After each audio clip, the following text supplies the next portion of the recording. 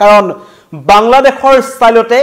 নেপালত বিদ্ৰোহ হৈছে আৰু টাৰ্গেটত নেতা মন্ত্ৰীসকল তেওঁলোকৰ বাসগৃহ তেওঁলোকৰ সম্পত্তি আৰু দেশজুৰি অবাধ লুটপাট চলিছে আৰু অৰাজকতাৰ পৰিস্থিতিৰ মাজতেই সকলোৱে প্ৰশ্ন তুলিছে যে কেপি শৰ্মা অলিৰ পদত্যাগৰ পাছত কোন হ'ব নেপালৰ পৰৱৰ্তী প্ৰধানমন্ত্ৰী কাৰ দপদপনি চলিব নেপালত চীনৰ নে আমেৰিকাৰ গোটেই প্ৰসংগটো এটো কাৰণে আহিছে কাৰণ শ্ৰীলংকাত যেতিয়া অৰ্থনৈতিক এটা দুৰৱস্থা হ'ল আৰু শ্ৰীলংকাৰ সমগ্ৰ অৰ্থনৈতিক যেটো সংকটৰ পৰিণতিত শ্ৰীলংকাত যেটো বিদ্ৰোহ হৈছিল তাৰ আৰত আছিল কিন্তু চীন কাৰণ চীনৰ পৰা হেতু সময়তেই বেল্ট এণ্ড ৰোডৰ লোন এটা লৈছিল যেটো শ্ৰীলংকাই আৰু সেই লোনটো ঘূৰাব পৰা নাছিল শ্ৰীলংকাই আৰু তো ঘূৰাব নোৱাৰিবৰ কাৰণে শ্ৰীলংকাত এটা অৰ্থনৈতিক সংকট দেখা দিলে আৰু ঠিক একেদৰে এই নেপালত প্ৰধানমন্ত্ৰী হিচাপে কেপি শৰ্মা অলি অহাৰ পাছত তেওঁ চীনৰ সৈতে তেখেতৰ বেছি ঘনিষ্ঠতা বৃদ্ধি পাবলৈ ধৰিলে আৰু তেতিয়াই প্ৰথমবাৰৰ কাৰণে এটো এটা ইতিহাস আছে যে নেপালত প্ৰধানমন্ত্ৰী আগত জুন হৈছিল কমিউনিষ্ট প্ৰধানমন্ত্ৰী হওক বা আগতে যেটা ৰজা হয় তেওঁলোক ভাৰত ভ্ৰমণলৈ আহে প্ৰথম ভাৰত ভ্ৰমণ কৰে কাৰণ ভাৰতৰ সৈতে তেওঁলোকৰ এটা বহুদিনীয়া সম্পৰ্ক আছে এটা সুসম্পৰ্ক আছে কিন্তু এজনে হ'ল কেপি অলি যিজনে প্ৰথমবাৰৰ কাৰণে চীন ভ্ৰমণ কৰিছিল তেওঁ প্ৰধানমন্ত্ৰী হোৱাৰ পাছত তাৰ পাছতেই কোৱা হয় যে চীনে যিখন জাল পেলাইছিল সেই জালখনত হয়তো যেটো অৰ্থনৈতিক প্যাকেজৰ যেটো এটা ঢাল চীনে ব্যৱহাৰ কৰি আহিছে আমি দেখিছো বাংলাদেশৰ ক্ষেত্ৰতো দেখিছো মিয়ানমাৰৰ ক্ষেত্ৰত দেখিছো শ্ৰীলংকাৰ ক্ষেত্ৰত আমি দেখিলো সেই জালতে কিন্তু কেপি শৰ্মা অলিয়ে ভৰি পেলাইছে বুলি চিন্তা কৰা হৈছিল কাৰণ 13 মাহ পূৰ্বে নেপালৰ প্ৰধানমন্ত্ৰী হৈ ভাৰতক একাখৰীয়া কৰিছিল এজন কেপি শৰ্মা অলিয়ে আৰু শপত গ্ৰহণ কৰাৰ পাছতেই নেপালৰ আন প্ৰধানমন্ত্ৰীয়ে যেটা ভাৰত ভ্ৰমণ নকৰি নেপাললৈ গৈছিল আৰু চীনৰ পৰা বেল্ট এণ্ড ৰোডৰ লোনৰ খিতানত অলিয়ে আদায় কৰিছিল $41 মিলিয়ন সাহায্য আৰু সেই $41 মিলিয়ন সাহায্যটোৱে বা সেই ঋণটোৱে এই বৰ্তমানৰ যেটো অস্থিৰ পৰিবেশ হৈছে নেপালত যেটো ৰাজনৈতিক অস্থিৰতা দেখা দিছে আৰু সৌফালৰ পৰা বিদ্ৰোহ হৈছে তাৰ অন্যতম কাৰণ বুলি ধাৰণা কৰা হৈছে কাৰণ চীনৰ সৈতে যেতিয়া নেপালৰ ঘনিষ্ঠতা বৃদ্ধি পাইছিল আৰু যেটা $41 মিলিয়ন সাহায্য আছিল আৰু হেতু চীনৰ পৰা লোৱাৰ পাছত তেওঁলোকে দিব পৰা নাছিল আৰু চীনক শিক্ষা দিবৰ কাৰণে বা চীনক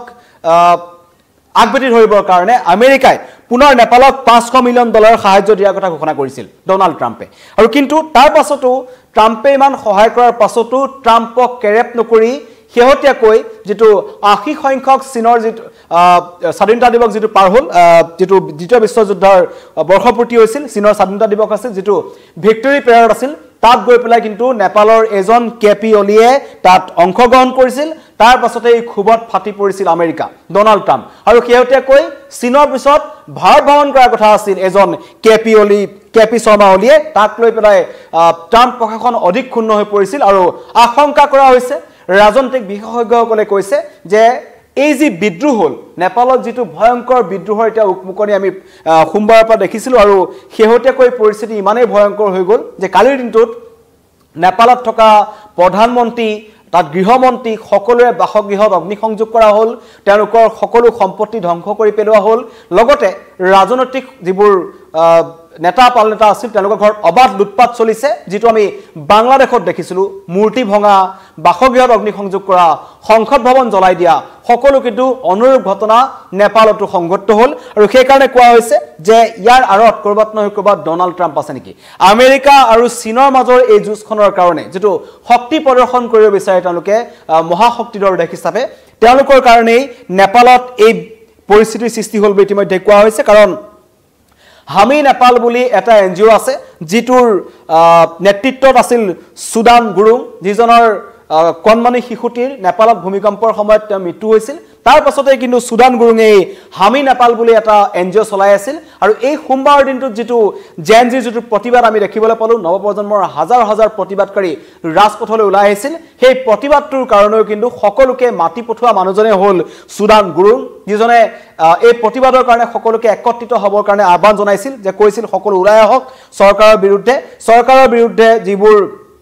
নেপালৰ যিবোৰ কেপি শৰ্মা অলিৰ নেতৃত্বত যিবোৰ কেবিনেট মিনিষ্টাৰ আছে তেওঁলোকে যিমান দুৰ্নীতি কৰিছে ৰাইজৰ কথা শুনা নাই নিজে অবাধ সম্পত্তি গঢ়ি তুলিছিল তাৰ বিৰুদ্ধে মাত মাতিবলৈ তেওঁলোক ওলাই আহিবলগীয়া হৈছিল আৰু আহাৰ পিছতেই কি পৰিস্থিতিৰ সৃষ্টি হ'ল আমি দেখি আছো আৰু এটা কথা ইয়াত ক'বলগীয়া আছে কাৰণ এই যিকেইটা এপ নিষিদ্ধ কৰা হৈছিল চীনত তাক লৈ পেলাই প্ৰশ্ন উত্থাপন হৈছে কাৰণ এই যি ফেচবুক ইনষ্টাগ্ৰাম এনেকুৱা যিবোৰ এপ বন্ধ কৰি দিছিল সকলো আমেৰিকান এপ আছিল কিন্তু অতি ৰহস্যজনকভাৱে টিকটকৰ দৰে চাইনিজ এপ কিন্তু চীনত বন্ধ নেপালত বন্ধ কৰা নাছিল তাক লৈ কিন্তু প্ৰশ্ন উত্থাপন হৈছে যে চীনৰ সৈতে ইমান আত্মীয়তা ঘনিষ্ঠতা বৃদ্ধি পোৱাৰ কাৰণে নেপালত তেওঁলোকৰ চৰকাৰ খহি পৰিল আৰু চৰকাৰ খহাই দিয়াৰ আৰত আছে হয়তো আমেৰিকা আশংকা কৰি থকা হৈছে কাৰণ ইয়াৰ আগত আমি দেখিলো চীন নে আমেৰিকা বুলি এটো কাৰণে কোৱা হৈছে কাৰণ 2022 চনৰ এপ্ৰিলত পাকিস্তান যেতিয়া ইমৰান খানৰ চৰকাৰ তাৰ পৰা উফৰি গৈছিল পাকিস্তানত কি অৱস্থা সৃষ্টি হৈছিল আমি সকলোৱে দেখিছিলো আৰু 2022 চনৰ মেত শ্ৰীলংকাখন অৰ্থনৈতিকভাৱে ইমানেই অৱস্থা বেয়া হৈ গৈছিল যে তাতো তেওঁলোকে যিজন তেওঁলোকৰ শ্ৰীলংকাৰ যিজন প্ৰধানমন্ত্ৰী ৰাষ্ট্ৰপতি আছিল গতবাৰে ৰাজাপাকছেৰ চৰকাৰ উফৰাই দিয়া হৈছিল এক অস্থিৰ পৰিৱেশে বিৰাজ কৰিছিল আৰু তাৰ পাছত 2024 চনৰ আগষ্টত বাংলাদেশত কিন্তু এই ইয়াৰ লগত অধিক মিলে কাৰণ নেপালৰ যেটো বিদ্ৰোহ হৈছে কাৰণ ছাত্ৰ সমাজে এই আন্দোলনৰ নেতৃত্ব দিছে প্ৰতিবাদ কৰিবলৈ ওলাই আহিছে আৰু তেওঁলোকে হাসিনা চৰকাৰ উপৰাই তেওঁলোকে নতুন বাংলাদেশ ঘোষণা কৰিছিল যে আমি নৱ বাংলাদেশ নিৰ্মাণ কৰিম কাৰণ তেওঁলোকে আৱামী লীগক নিষিদ্ধ ঘোষণা কৰিছিল মুজিবুৰ ৰহমানৰ প্ৰতিমূৰ্তি তেখেতলোকে ভাঙি পেলাইছিল মুজিবুৰ ৰহমানৰ যিবোৰ সংগ্ৰহালয় আছিল সকলো ভাঙি পেলোৱা হৈছিল আৱামী লীগৰ কাৰ্যালয়সমূহ জ্বলাই দিয়া হৈছিল খেদি বিচাৰি মুক্তিযোদ্ধাসকলক আক্ৰমণ কৰা হৈছিল কিন্তু এতিয়া এই চাৰিওখন দেশৰ অস্থিৰতাৰ আৰত কিন্তু একেটাই সাদৃশ্য আছে যে চৰকাৰ বিৰোধী প্ৰতিবাদ চৰকাৰৰ বিৰুদ্ধে ফান্ডিং কোনে কৰি আছে আচলতে এটা ডাঙৰ কথা যে হামি নেপাল নামৰ এটা এনজিও আছিল সেই এনজিওটোৱে কৈছিল যে ওলাই আহক সকলো ওলাই আহিলে ওলাৰ পিছত তেওঁলোকে গণতান্ত্ৰিক প্ৰতিবাদ সাব্যস্ত কৰিছিলে চৰকাৰে কিহৰ কাৰণে তেওঁলোকৰ 19 জন যুৱক যুৱতীক গুলীয়া হত্যা কৰিলে তাক লৈ তেওঁলোকে প্ৰশ্ন উত্থাপন কৰি কালি যেহেতু তাত নিষেধাজ্ঞা জাৰি কৰা হৈছিল যে ৰাজপথত কোনো ওলাব নোৱাৰে তা সেই নিষেধাজ্ঞা উপৰাই হাজাৰ হাজাৰ প্ৰতিবাদকাৰী যেতিয়া ওলাই আহিল তেতিয়া কিন্তু সকলো হাত দাঙিবলৈ বাধ্য হ'ল পদত্যাগ কৰি প্ৰথমতে গৃহমন্ত্ৰীয়ে পদত্যাগ কৰিলে তাৰ পিছত যোগাযোগ মন্ত্ৰীয়ে পদত্যাগ কৰিলে তাৰ পাছতে এক হিংসাত্মক পৰিস্থিতিৰ সৃষ্টি হ'ল আৰু প্ৰাক্তন প্ৰধানমন্ত্ৰীৰ পত্নীক জ্বলাই দিয়া হ'ল এটা কোৱা হৈছে চীনৰ পৰা লোন লৈছিলে শ্ৰীলংকাই তাৰ পিছত অৰ্থনৈতিক মন্দাৱস্থাত পৰি তেওঁলোকৰ চৰকাৰ ভাঙি গ'ল আৰু 13 মাহ পূৰ্বে নেপালৰ প্ৰধানমন্ত্ৰী হৈ ভাৰতক একাখৰীয়া কৰি তেওঁ চীনৰ কাষ চাপিছিল আৰু তাৰ পাছতে কিন্তু সকলোৰে চকু আছিল আৰু আমেৰিকাই কিন্তু বিপদৰ সময়ত নেপালৰ প্ৰধানমন্ত্ৰীক নেপালক সহায় কৰিছিল আৰু লাগিলে চীনক শিক্ষা দিবলৈ হওক কিন্তু নেপালক $500 বিলিয়ন সাহায্য দিয়াৰ কথা ঘোষণা কৰিছিল ডোনাল্ড ট্ৰাম্পে কিন্তু সেই ঘোষণা কৰাৰ পাছতো কি কাৰণত ভিক্টৰী পেৰেডত অংশগ্ৰহণ কৰিবলৈ গ'ল এজন কেপি শৰ্মা অলি তাক লৈ প্ৰশ্ন উত্থাপন হৈছে কাৰণ চীনৰ সৈতে হলিগলি বেয়া পাইছে কাৰণ এতিয়া ৰাছিয়া চীন ভাৰত এইবোৰ দেশ একত্ৰিত হৈছে আমেৰিকা অকলশৰীয়া আমেৰিকাৰ যিকোনো মুহূৰ্তত তেওঁলোকৰ এছিয়াত হওক বা মধ্যপ্ৰাচ্যত হওক সকলোতে তেখেতলোকৰ বন্ধু ৰাষ্ট্ৰ তেওঁলোকে বনাব বিচাৰিছে তেওঁলোকে ৰাখিব বিচাৰিছে নেপালকো তেওঁলোকে টাৰ্গেট কৰিছিল যে নেপাল অন্তত আমাৰ হাতত থাকক কিন্তু নহয় নেপালো আমেৰিকাৰ হাতৰ পৰা ওলাই গৈছে আৰু তাক লৈ খৰগস্ত হৈ পৰিছিল ডোনাল্ড ট্ৰাম্প কোৱা হৈছে যে নেপালক বা এই কেপি শৰ্মা অলিৰ চৰকাৰক বা কেপি শৰ্মা অলিৰ চৰকাৰখন উফৰাবৰ কাৰণে আমেৰিকাই এই ফান্ডিংটো কৰিলে নেকি তাক লৈ প্ৰশ্ন উত্থাপন হৈ আছে খং উঠিছিল কাৰণ ৰাজনৈতিক বিশ্লেষকসকলে কৈছে যে এজন কেপি শৰ্মা অলিয়ে চীনৰ পিছত এটা ভাৰত ভ্ৰমণ কৰাৰ কথা আছিল সিহঁতে কৈ ভাৰতৰ সৈতে আমেৰিকাৰ সম্পৰ্ক ভাল নহয় ৰাছিয়াৰ পৰা খাৰুৱা তেল ক্ৰয় কৰিবলৈ মানা কৰি আছে আমেৰিকাই কিন্তু ভাৰতে স্পষ্ট ঘোষণা কৰিছে যে আমি বিকল্প বজাৰ সন্ধান কৰিম লাগিলে আমাক আমেৰিকাৰ সৈতে কোনো ধৰণৰ শুল্ক দাদাগিৰি আমাৰ ওপৰত দেখুৱাই লাভ নাই আমি চীন ৰাছিয়া আমি আমেৰিকা বিৰোধী যিবোৰ দেশ আছে সকলো একত্ৰিত হ'ল সিহঁতে কৈ চীনত যিখন এছিঅ যিখন সন্মিলন অনুষ্ঠিত হ'ল তাত তেওঁলোকে আমপক্ষে কৈ চীনক আমেৰিকাক এটা বস্তু বুজাই দিলে যে আমি এতিয়া আৰু আপোনালোকৰ কথা মতে নচলো সেই ভাৰত ভ্ৰমণ কৰাৰ কথা আছিল কেপি শৰ্মা অলিয়ে তাৰ আগে কিন্তু এই ঘটনা সংগত হ'ল আৰু এই গোটেই সমগ্ৰ ঘটনাটোৰ পাছত এতিয়া হামি নেপাল নামৰ এটা এনজিঅ'ৰ নামো আহি আছে যিটো চলাইছিল সুদান গুৰুঙৰ কন্যাৰ নেপালৰ ভূমিকম্পৰ সময়ত মৃত্যু হৈছিল তাৰ পাছতে তেওঁ সক্ৰিয় হৈ পৰিছিল আৰু এটা ডাঙৰ অভিযোগ আছে যে নেপালৰ যি এতিয়া সমস্যা সৃষ্টি হৈছে বা নেপালৰ যিটো এতিয়া পৰিৱেশ তাৰ কাৰণে দায়ী তেওঁলোকৰ মন্ত্ৰী ৰাজনৈতিক নেতাসকল কাৰণ তেওঁলোকে যেতিয়া শাসনত আছিল 13 মাহ শাসনত থকাৰ সময়ছোৱাত এইখন চৰকাৰে এবাৰলৈ তেওঁলোকে নিজৰ ৰাইজৰ কথা নুশুনিলে নেপালৰ জনসাধাৰণৰ কথা তেওঁলোকে নুশুনিলে নেপালৰ জনসাধাৰণে কিমান কষ্টত তেওঁলোকে দিন পাৰ কৰি আছে তেওঁলোকে নুশুনিলে তেওঁলোকে কেৱল নিজৰ লাখ বিলাখত তেওঁলোক ব্যস্ত হৈ থাকিল লাখ লাখ টকাৰ ঘড়ী লাখ লাখ টকাৰ কাপোৰ লাখ লাখ টকাৰ দামী দামী খুৰাৰ বেণ্ড তেওঁলোকে খোৱা কিছুমান ফটো ভাইৰেল হৈছিল আৰু কালি প্ৰতিবাদকাৰীসকলে তেওঁলোকৰ ঘৰৰ ভিতৰৰ পৰা টকা তেওঁলোকে দলিয়াই দিছে লগতে দামী দামী খুৰাৰ বেণ্ড তেওঁলোকে উলিয়াই লৈ আনিছে দামী দামী ঘড়ী বিভিন্ন ধৰণৰ ব্ৰেণ্ডেড কাপোৰ তেওঁলোকে উলিয়াই লৈ আনিছে প্ৰতিবাদ সাব্যস্ত কৰিছে যে জনসাধাৰণৰ টকা জনসাধাৰণৰ উন্নয়নৰ কাৰণে যিবোৰ টকা তেওঁলোকে খৰচ কৰিব লাগিছিল তেওঁলোকে ব্যক্তিগত কাৰণত তেওঁলোকে খৰচ কৰিছিল আৰু গণতন্ত্ৰ যেতিয়া ৰাইজৰ খং উঠে তেতিয়া এনেকৈ পৰিস্থিতিৰ সৃষ্টি হয় বুলি তেওঁলোকে ইতিমধ্যে ক'ব বিচাৰিছে যে আমি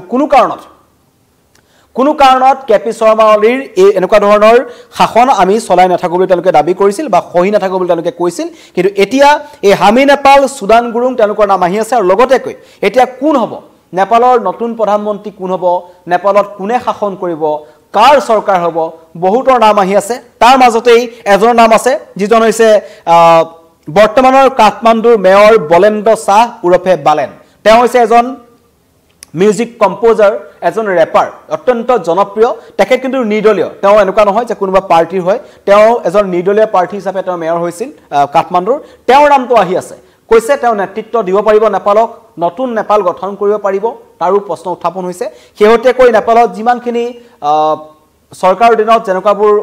তাত দুৰ্নীতি হৈছিল বা ৰাইজৰ কথা শুনা নাছিল তাৰ বিপৰীত এখন চৰকাৰ বিচাৰিছে যাতে ৰাইজৰ চৰকাৰ হয় নেপালৰ উন্নয়নৰ কথা চিন্তা কৰে নেপালবাসীৰ যি দুখ দুৰ্দশা চলি আছে তাৰ কথা যাতে চিন্তা কৰে উন্নয়ন হয় স্বাস্থ্য খণ্ডৰ উন্নয়ন হয় সকলো ক্ষেত্ৰত উন্নয়ন হয় তাৰ কাৰণে এতিয়া প্ৰথমতে নাম আহিছে বালেন্দ্ৰ শাহ উৰফে বালেনৰ নাম আহিছে আৰু কোৱা হৈছে যে অতি শীঘ্ৰে আজি যেহেতু কালি ৰাতি 10 বজাৰ লগে লগে নেপালৰ সেনাবাহিনীয়ে নেপালৰ শাসনভাৰ নিজৰ হাতলৈ আনিছে আৰু নিখাই এই প্ৰতিবাদ দমন কৰিবৰ কাৰণে তেওঁলোকে চেষ্টা কৰিছে আৰু ৰাজহুৱা সম্পত্তি ধ্বংস কৰা মিনিষ্টাৰৰ ঘৰত গৈ পেলাই এইবোৰ অগ্নিসংযোগ কৰা তেনেকুৱা 26 জনক ইতিমধ্যে নেপালৰ সেনাই আটক কৰিছে তেওঁলোকক গ্ৰেপ্তাৰ কৰিছে আৰু কোৱা হৈছে যে প্ৰতিবাদৰ নামত যদি ৰাজহুৱা সম্পত্তি ধ্বংস কৰা হয় প্ৰতিবাদৰ অপব্যৱহাৰ যদি কৰা হয় তেন্তে কিন্তু কঠোৰ হ'ব আৰু আজি প্ৰতিবাদকাৰীসকলেও তেওঁলোকে ইতিমধ্যে সাময়িকভাৱে প্ৰতিবাদ বন্ধ কৰি ৰাখিছে এতিয়া কোনো ধৰণৰ হিংসাত্মক ঘটনা নেপালত চলি থকা নাই কাৰণ আমাৰ ফালৰ পৰা এতিয়া কিছুমান নিউজ 18 অসম নিউজ 18ৰ যিবোৰ নেচনেল চেনেল আছে তাৰ পৰা যিমানসমূহ সাংবাদিক গৈছে তাত নেপালত উপস্থিত আছে তেওঁলোকে জনোৱা মতে এতিয়া কোনো ধৰণৰ তাত হিংসাত্মক ঘটনা ঘটা নাই সকলো শান্ত হৈ আছে আৰু আশা কৰা হৈছে যে আজি বিয়লিৰ ভাগলৈ প্ৰতিবাদকাৰীসকলৰ এটা গুটে সেনাবাহিনীৰ সৈতে নেপালৰ সেনাবাহিনীৰ সৈতে বৈঠকত বহিব তেওঁলোকৰ কি দাবী আছে সকলো দাবী শুনিবলৈ চেষ্টা কৰিব দাবীসমূহ অতি শীঘ্ৰেই পূৰণৰ চেষ্টা কৰিব কিন্তু কোৱা হৈছে যে নেপাল যে জ্বলিছে তাৰ আৰত চীন আছে নে আমেৰিকা আছে ৰাজনৈতিক বিশেষজ্ঞসকলৰ মতে চীনৰ পৰা তেওঁলোকে বেল্ট এণ্ড ৰোডৰ লোন লোৱাৰ পিছতে ডুবিছে নেপাল যিদৰে ডুবিছিল শ্ৰীলংকা আৰু এই লোন লোৱাৰ পাছত সহায় কৰিছিল আমেৰিকাই যি $500 বিলিয়ন সাহায্য দিয়াৰ কথা ঘোষণা কৰিছিল ট্ৰাম্পে কিন্তু ট্ৰাম্পে সহায় কৰাৰ পাছতো কেপি শৰ্মা অলিয়ে চৰম বিশ্বাসঘাতকতা কৰিছিল বুলি ক'ব লাগিব আমেৰিকাৰ লগত আৰু গৈ চীনৰ ভিক্টৰী পেৰেডত অংশগ্ৰহণ কৰিছিল শেহতীয়াকৈ ভাৰত ভ্ৰমণ কৰাৰ কথা আছিল তাক লৈ ডনাল্ড ট্ৰাম্প অধিক খৰ্বগ্ৰস্ত হৈ পৰিছিল আৰু আশা কৰা হৈছে যে আমেৰিকাই ফাণ্ডিং কৰিছে নেপালত এই যি ভয়ংকৰ জনজাগৰণ হ'ল কোনোবা আমেৰিকাৰ হাত ইয়াত থকা বুলি সন্দেহ কৰা হৈছে ধন্যবাদ